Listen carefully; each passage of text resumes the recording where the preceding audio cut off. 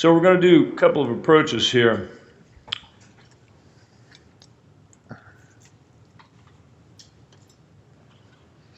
Okay, you guys, I want to demonstrate for you what we showed previously. So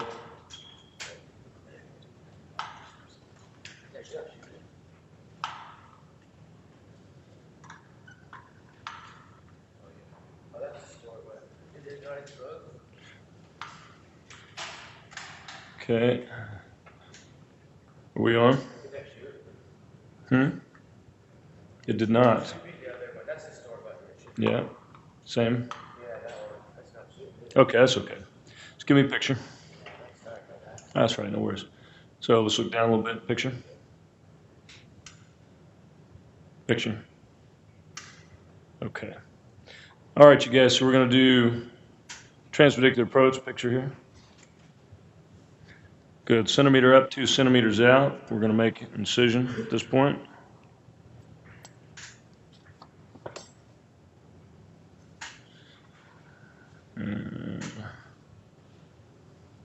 Picture. Good. Going to come down, hit the saddle area that Dr. Shawn was talking about. Picture that. Picture. All right. So give a little tap. Good rule of thumb is not to violate the medial wall until we're in the posterior portion of the vertebral body. And this is pretty, this is going to be a fairly steep approach. Picture. This is kind of set up to do bilateral. Picture that. All right, let's swing lateral and take a picture there.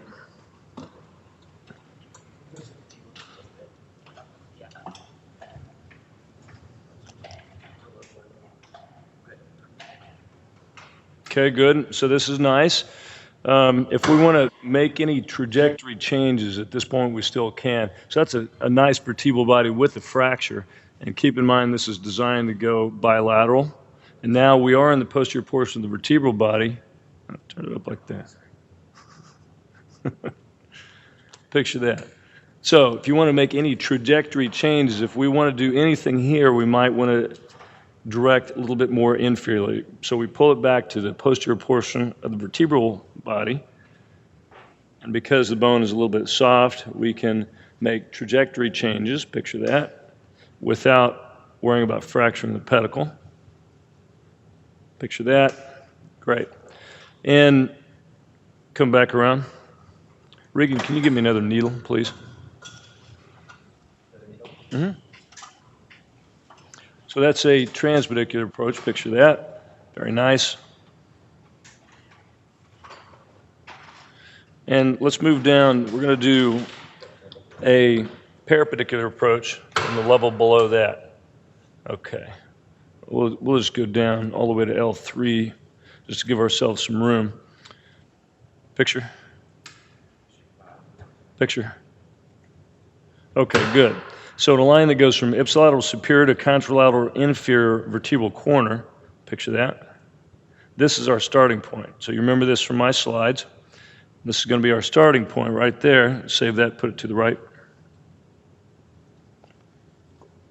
Little nick, and have another needle. And so we will maintain that trajectory. Picture. Picture. Picture. Good. Until we hit the osseous portion of the vertebral body. Picture that. Okay, so what we want to do at this point in time is we want to take about 25-degree arc toward me. So we're looking for the parapedicular approach, meaning we want to be anterior to the pedicle. So that's good. So we're approaching that point just anterior to the pedicle, and you can go ahead and advance on this image picture till we hit the appropriate spot right there, picture. So just anterior to the vertebral pedicle right there, just above the equator or the mid portion of the pedicle. We're going to come around back around AP. And take an image there, and you can always adjust your trajectory. And so this is just kind of spot on, perfect way to approach this. And we'll go ahead and advance the needle. Remember, the only rule of thumb is you don't transgress the medial wall of the pedicle, picture, and the lateral, before you enter the posterior portion of the vertebral body.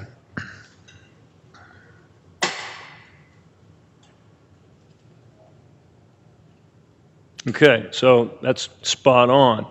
One of the things I want to emphasize here are the two needle trajectories. So I want to take a shot of this, open up the camera a little bit.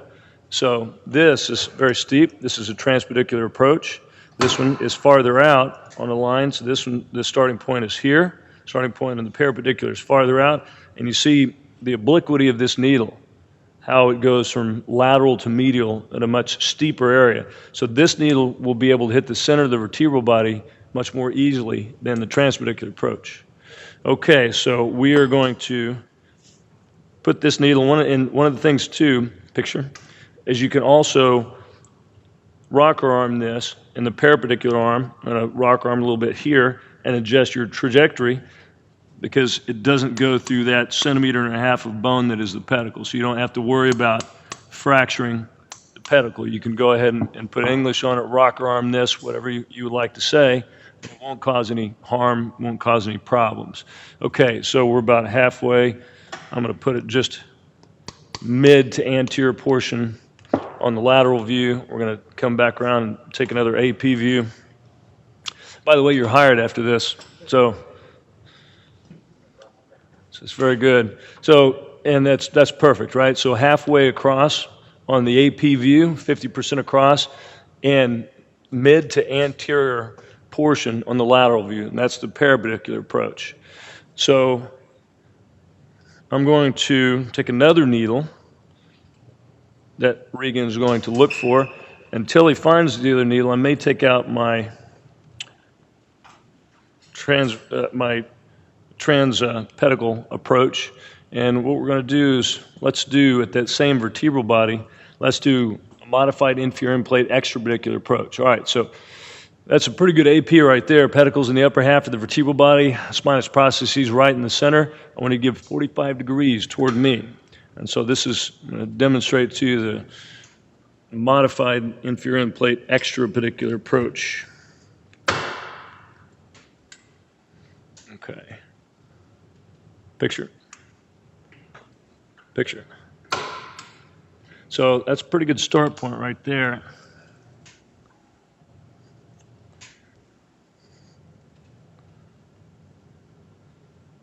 All right, picture that. Picture. Picture. All right, so just anterior to the pedicle, just above the inferior end plate. Picture that, and that's our good target. What I'd like to do now is go take an AP shot. And I want to show you the trajectory on this.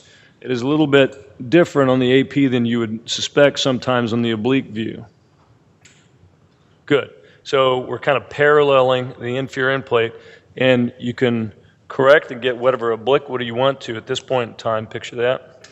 So that's very nice. And I'm going to hammer this in. Picture. Picture that. Good. Picture. Okay, so let's go lateral. And again, this is a convex surface, so you can rocker arm the needle. You don't have to worry about fracturing the pedicle. This is not a transpedicular approach. This is something that you can place the needle. So we have dueling needles here, of course, but I'll try my best to get a good needle trajectory. So we're going to put this kind of mid-anterior portion. I like the look of that. And let's come back and take an AP shot. And again, this is used for vertebral plana. So we see right in the center anterior on the lateral view, perfect position. Modified inferior end plate extrapedicular approach. So this will be used for vertebral plana, to get around hardware, to put big vertebral devices into the vertebral body, and this is just an all-around easy approach if you want to. So you can see how these 50% across approaches, if you want to nail the center of the vertebral body, you see that the parapedicular approach, one inferior, and the modified inferior extra-pedicular approach, the one toward the top, you see how quick these are, very fast approaches. So what I want to do now is I'm going to go ahead and take both of these out, and I'm going to do bilateral transpedicular approach, and then we're going to drill, use some nice curettes. Picture. Okay. Picture that. Okay. Picture. Picture. All right, good. So these guys gave me a really nice cadaver. The bones are osteoporotic, and I appreciate that. Picture. Okay. Picture that.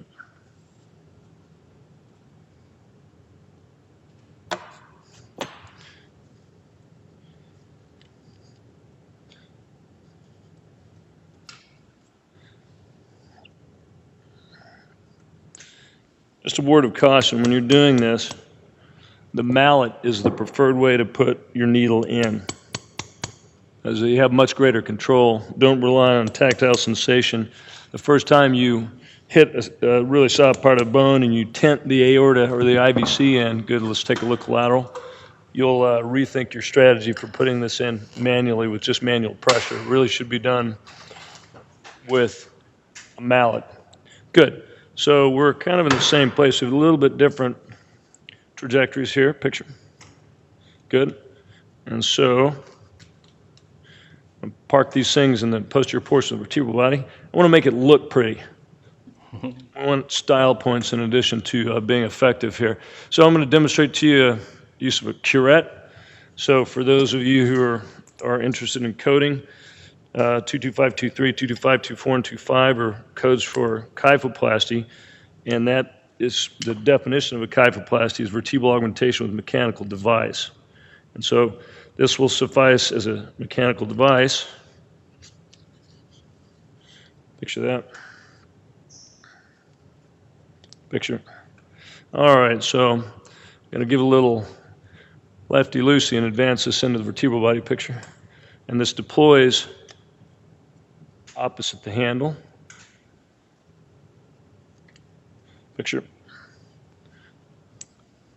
So Doug, what are you looking for in making sure you're not going through and maybe describe to the audience the anatomical structures you're being aware of? Very good question. So picture here, what we're looking for, a curette or any type of directional device, is you have to know which way this comes off. So the curette deploys opposite the handle. And so, you know, if we wanted to turn that curette inferiorly, we turn it like this. Picture. Curette goes inferiorly. If we want to turn it medially, we turn it like this. Picture that. And I'd like for you to come around and take an AP shot of that.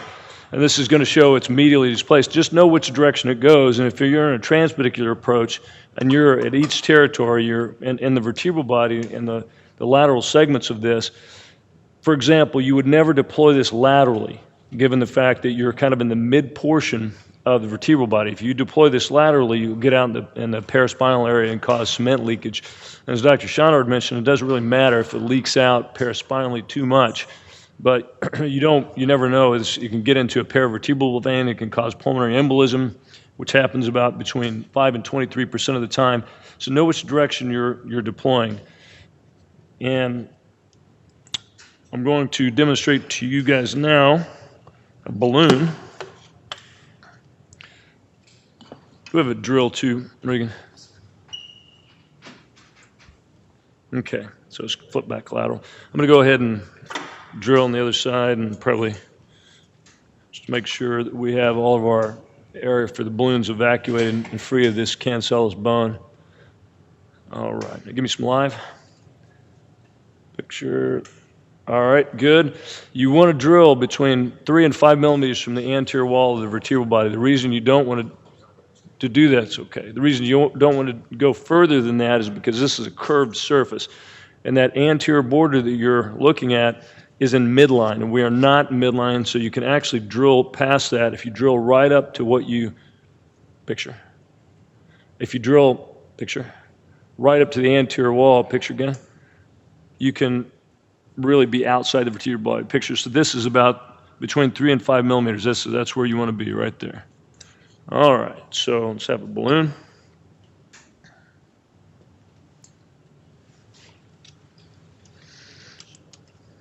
So these are low compliance balloons. Picture. And they will inflate under high pressures. Picture that. All right, so these are marker bands on the balloon. It signifies the anterior, that's fine, and posterior portion of the balloon. So we'll take this up. It's filled with contrast. And we'll take this thing up. Picture. And the contrast enters the balloon. We'll see it. Picture. And as it steadily inflates, picture. And it inflates as a cylindrical object within the vertebral body, picture. And I'm only going to do one side for the purpose of brevity, and we'll take an AP shot of that. And what we want to do is, for maximum height restoration, for maximum reduction of the vertebral body, you want to put in 2 balloons, and that looks very nice. Could put in another one, but we won't. So we'll balloon, picture. And let's go back lateral. So Doug, what are you using to gauge how much inflation you want to have with the balloon? Excellent question. So for this purpose, I want you to imagine a balloon on the other side. You can see this butts up against the superior end plate, and this is mechanically what these low compliance balloons do. So this generates lots of pressure. So right now I'm about 250 psi. It's quite a bit of pressure. You want to balloon enough to get reduction. You want to have the cement toward the center of the vertebral body, center anterior portion of the vertebral body between the pedicles, because that's the greatest degree of biomechanical advantage that you will have in the intra-body strut. And you don't want to overinflate the balloons to establish more than about 2/3 of the vertebral body, so you can overinflate these balloons. And while I'm talking, we'll go ahead and mix the cement. But after we get the maximum reduction from the bilateral approach, or unilateral if you're able to accomplish reduction of the vertebral body, and not have to put in 2 balloons, which is what I do about 40% of the time, accomplish your goals of cement placement, reduction of the fracture. That's what we're looking for. Don't overinflate. Don't get the volume of the balloons more than about 2/3 of the vertebral body, because you can just create something that's overfilled. You increase stress and strain on the pedicle body junction. You can get a fracture of that location. But this is a good approach, and we will see the cement is mixing now.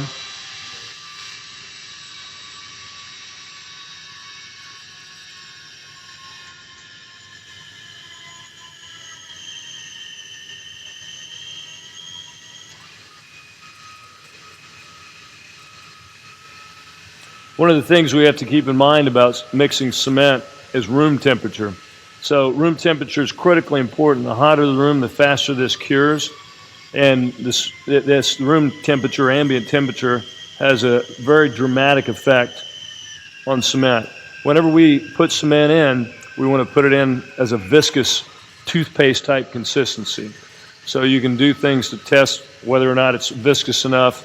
There's various cements. Some are quick to dose, some are not. The Mathis drip test, the ability when you inject out of a syringe, if it drips on it, rather than forming a nice toothpaste-like line outside of the injector, then it's not ready to go. Cement that is too thin is too shiny. That's too thin to inject is also has a shiny consistency. And we're looking for something the consistency of a toothpaste before we inject. So we're looking for the cement to come out and not drip down, to form a nice formed extrusion when it comes out, and this is absolutely perfect. So this is a nice toothpaste consistency, and this is a quick to dose cement and makes it easier. The quick to dough makes it easier to control the cement. Cement by nature is hydrophobic, so it doesn't like to leak on you. Some other types of fill material are not hydrophobic, they're hydrophilic, and they tend to extravasate a little bit more easily. But the PMMA, the polymethyl methacrylate that we use, is hydrophobic, so it tends to clump together. You have better control. So I'm going to inject through a coaxial bone filler, picture. Okay, righty-tighty, picture. So we have about a cc, picture, to fill that bone filler before we start to see it in the vertebral body. And we start to see in the vertebral body, remember Dr. Askew's rule, so we should, after it fills the cavity, we should begin to see medullary or cancellous bone. This is all just balloon right now, the cavity of the balloon. But once it hits the interstices of the vertebral body, it's going to be reticulated, have a pattern of medullary bone around it. And we're starting to see that right now, picture. That's appropriate. And any double density, any smooth margin will tell you that you're leaking out the side of the vertebral body. And would you recommend to our audience to always be injecting under a lateral view? Always under lateral view. So if you are injecting and watching an AP, you better be very experienced or about ready to turn lateral. So I'll go ahead and put some cement on the other side, even though we didn't balloon it. That looks like a very nice fill pattern. I'm going to go ahead and put the cement over the other side. Let's go back lateral. Yeah, so the reason why is you want to make sure it doesn't migrate posteriorly. You know, Dr. Schonard talked about we don't really care about the 12 o'clock, the 9 o'clock, or the 3 o'clock, but we do care about watching your 6. So we don't want it to go back into the canal. At this level, it's going to be, this is 12-1, this is going to be right at the level of the conus medullaris or distal spinal cord picture. So if you extravasate and trap the conus, that is, you lose style points for that. Both you and the patient will hurt greatly. So you don't want to extravasate posteriorly, typically around the basivertebral plexus. Picture. And very nice. This is my first one I've ever done. It turns out it's really good. So, all right. So that's it. I got a little venous extravasation there. That's okay. Just make sure and know that paraspinal extravasation is okay. A little bit in the vein, also okay. Posterior extravasation, not okay. Let's take an AP shot of that. Also know that you can get pulmonary emboli, and between 5 and 23% of patients will get this. So don't be shocked and surprised by that. That's actually a relatively normal portion. And I want to highlight to you here, so we ballooned one side. You see the better fill pattern on the patient's right than the left. So if this would have, we would have ballooned the patient's left side, we would have got a better fill pattern after that. It would have been better reduction. And it's, but overall, we're very satisfied with that. So, excellent. So with that, I think we can conclude this portion. Yeah. Does anybody want to see a vertebral augmentation with an implant? Yeah, if you have time for that, let's get that done. Okay. Neil, you have a question? Comment? Sure. Yeah, that's a good question. Yeah. So Neil had a question for help with the audience. Is volume of cement in a bilateral case that you'd use? Say that again. The volume of cement used in a bilateral approach. Okay, so a bilateral approach typically will have about 4.5 to 5.5 cc's in the lumbar vertebral body. It makes a difference. So there is a difference as to how much cc, now it's in terms of amount you put in.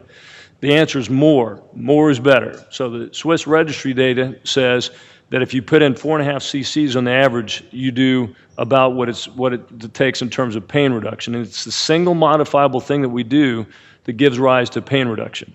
So some of the other things that we can't really control, as was mentioned, women tend to complain less about pain than men. Thoracolumbar junction fractures tend to be more painful than thoracic or lumbar. Those we can't control, but the amount of cement we put in, once you get beyond a certain amount, and that amount is between 15 and 25% of the native uncompressed vertebral body, that's the amount that it takes to establish pain relief, which happens first, but then you establish strength of the vertebral body and finally stiffness. So pain relief and then biomechanical stability over time, and it makes a difference. So if you can, on the average, 4.5 to 5.5 cc's in a lumbar or thoracolumbar vertebral body is sufficient. I have a chart if anybody's interested in it, but it tells you per level how much your target fill should be per vertebral body. I'd be happy to share that with anybody, but if you think just filling the cleft, filling the fracture, and getting out is okay, that's not good enough. You will fracture around that. So this is the single modifiable thing that you can do to provide consistent, durable pain relief. Excellent. Any other questions from our audience? I'd be interested to look at the Kiva product. Is that what you're? Sure. I mean, it's the other one that's approved for mechanical device. There's others, curettes, as I mentioned, that does suffice as vertebral augmentation with mechanical device, but that is approved. It's the only implant approved in the United States. It's probably worth looking at. So let's see. Let's get somebody in here from Benvenue and see if they can help me with the widgets.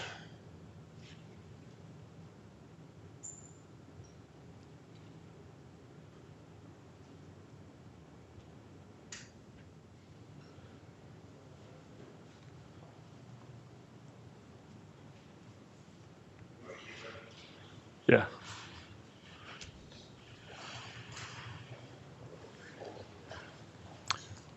Okay.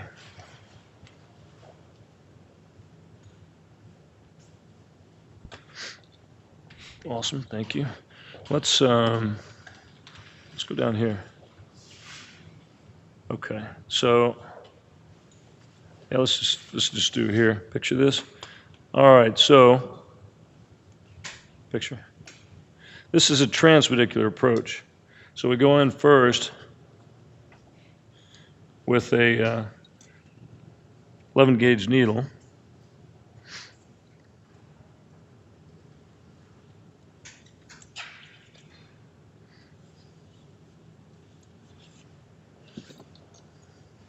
Picture. Picture. Good. So we're going to try to place this one fairly flat. Picture that. Picture. Again, the same rules of approach. Picture, and let's go lateral. Don't violate the medial wall before we're in the posterior portion of the vertebral body.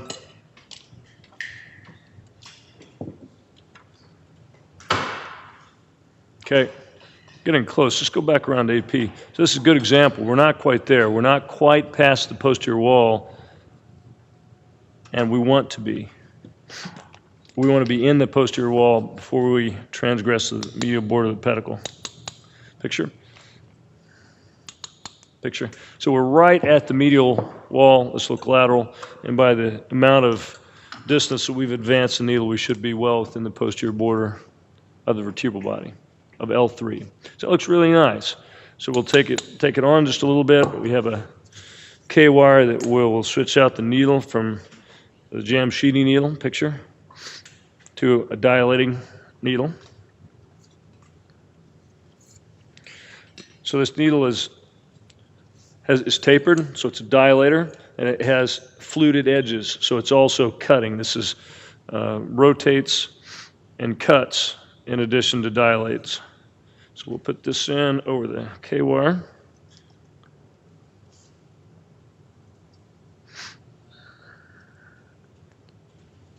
Picture. All right, thank you. Picture. Picture. Good. All right, so I'm going to go ahead and take this all the way to the anterior portion. We're going to remove the cable arm. So we're going to picture there to about 3 to 5 millimeters, the same distance as we use the drill. And so the inner stylet here, the fluted cutting device comes out, picture that, and we leave the cannula just inside the posterior wall of the vertebral body. And so this is a nitinol wire, and this comes out, and this is the wire that the PEEK implant is going to come out over. So this blue knob controls the wire. We'll retract that just barely inside to be able to put this inside the vertebral body. I want to also make a point. This is a designed for the left access. Jason is expert at this, so he just gave that to me without any problem. Picture that. And so we're right up against the anterior portion of this. I'm going to deploy the coil. Picture.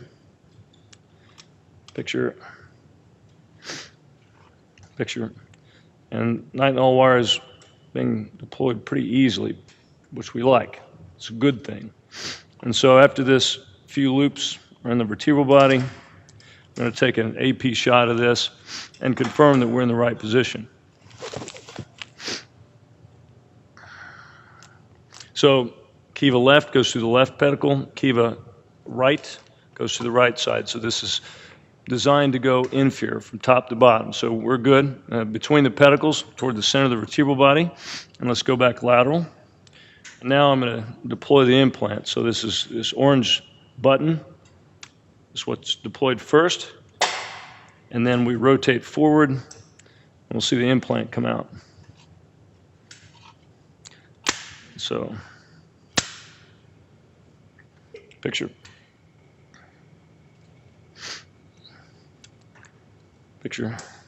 So the implant is kind of, the distal portion is signified by tantalum marker. Picture. We can see it right there. Getting a few loops out. Picture.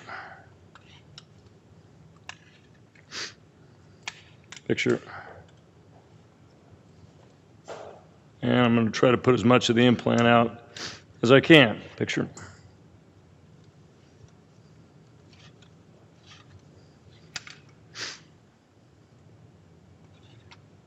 So that's the implant fitting over top of the nitinol wire? So the PEEK is ready to loosen. So this is what it looks like functionally. Looks just like a PEEK implant, the same as we use an interbody fusion. And it's flexible, but it does, you can't really bend it or it will break. And this is, I'll demonstrate how we detach this in just a second. So the PEEK implant sits in the vertebral body like this. And it has a center, and it has openings to the center. And we inject cement through this central opening, and it's a centripetal injection. It sends cement directly into the center, and this provides protection for extravasation. So the implant, you can't see, the distal portion of the implant, picture, is marked by a little marker, this little dot on the end. Yeah, great. Okay, picture. There it is, you can see the dot better.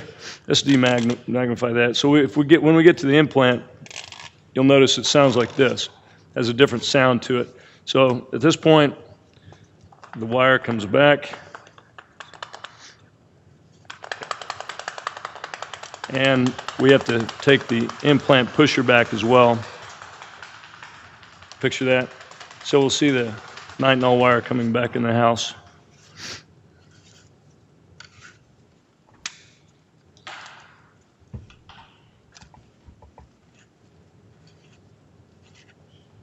Picture. And you want to make sure and get it all the way back into the housing. So I'll keep going until this gives me a little buzzing noise whenever I turn the knob, just the same as the implant did. All right, so I can feel that. And I want to release it, pull this off. All right. This is the cement guide, the needle guide. So we will put this in. fits just kind of snugly here, and it goes all the way distally, and you can break it off. It has little serrations that allow it to break off. And the cement will be injected through an injector, and it will have a cannulation portion. It's a flexible cannula that fits through this cement guide.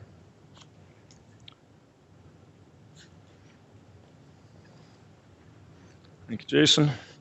All right, so this is a flexible cannula. This will actually go in to the implant. It goes a certain portion, half a centimeter into the implant, and it will inject into the interstices of the implant itself.